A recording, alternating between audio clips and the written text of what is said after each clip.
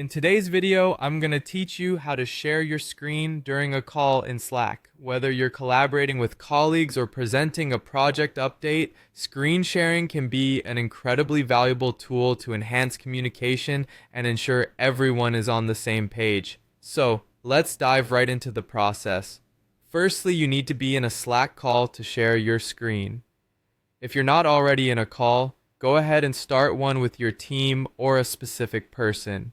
To do this, open Slack and navigate to the appropriate channel or direct message where you'd like to initiate the call. Here, you should see a phone icon in the top right corner. Click this icon to start your voice or video call. Once you're connected and ready to share your screen, you need to move your cursor to the bottom of the call window. You'll notice a series of options along the bottom of the screen, and one of them is the screen share icon. It might look like a small computer screen or monitor. Click on this icon to begin the screen sharing process. Once you click it, Slack will prompt you with a pop-up window asking you which screen or specific application window you'd like to share.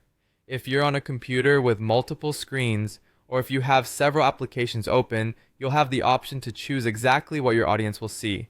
Select the screen or specific window you want to share by clicking on it.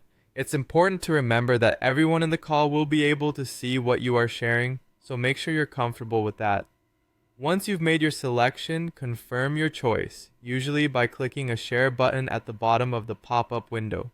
Congratulations, you are now sharing your screen over your Slack call. Your colleagues should see what you've chosen to share almost instantly. If you need to switch to a different screen or window during the call, you can do so by stopping your current screen share and starting a new one with a different selection. To do this, go back to the call window, hover your cursor over the bottom, and click again on the screen share icon.